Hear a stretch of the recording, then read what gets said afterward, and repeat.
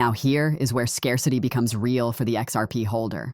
If you are holding 1,000 tokens today, the difference between being positioned before and after the moment Clarity's passage is announced is not marginal. If you are holding 5,000 tokens, that delta widens materially. If you are holding 10,000 tokens, you are looking at a structural re-rating event that does not give retail investors a second entry point at current pricing. The institutional capital that has been sitting on the regulatory sideline does not wait for a clean entry after the fact. It moves at announcement or before it. And if you are still waiting for the price to confirm before you act, understand exactly what that waiting costs you.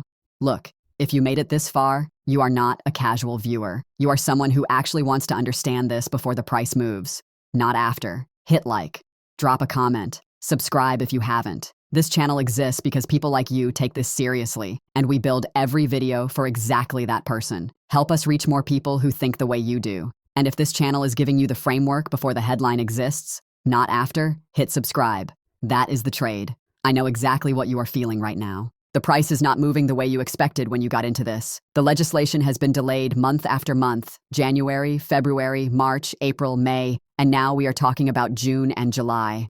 Every single cycle there has been a new reason to believe, and then a new reason that it did not happen. You have watched your conviction get tested not by a single dramatic event, but by the slow grind of nothing appearing to move. I hear that. I have watched this community experience that frustration in real time, and I do not dismiss it.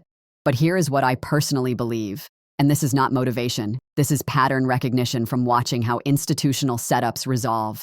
The period of maximum frustration in any macro accumulation phase almost always directly precedes the structural move, not because the market is merciful, because the delay itself is the mechanism. Every week that retail holders capitulate, every week that doubt converts a holder into a seller, is a week that better-informed capital absorbs that supply at prices the capitulating holder will never see again. The banking lobby is not fighting this legislation because it is irrelevant. They are fighting it because it eliminates the information arbitrage they have been running on your uncertainty for the last 3 years. The fact that they are losing, that Moreno named a date, that Garlinghouse is publicly bullish at consensus, that Polymarket is at 68%, that congressional members are overriding the banking lobby's objections and moving forward anyway, tells you exactly where the outcome is going. I personally believe the Clarity Act passes by or very close to the July 4th window, not because I want it to. Because the legislative momentum, the institutional positioning, the capital flows in crypto-native equities, and the coordinated public statements from multiple named authorities are all pointing at the same outcome simultaneously.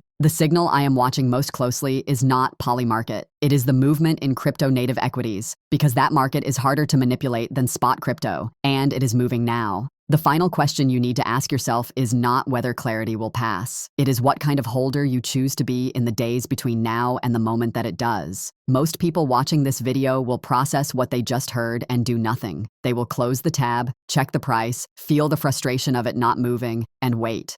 And when July comes, if Moreno's deadline holds, if Polymarket is right, if the institutional positioning we are watching completes, those same people will say they did not see it coming.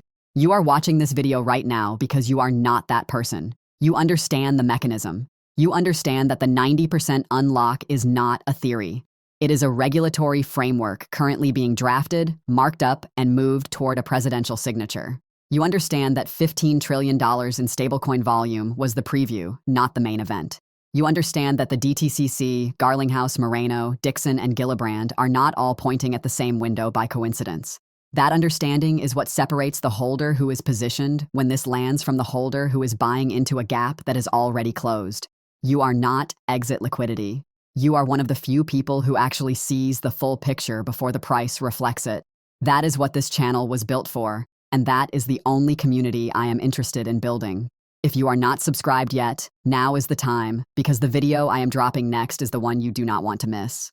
What happens the day after Clarity passes, the second-order effects on the XRPL, on the tokenization pipeline, on what network utility actually means for price at the institutional scale we just described, is a story most people in this space are completely unprepared for. And that is exactly what I am covering next. What is your XRP target? The real number where you actually start thinking about taking profit.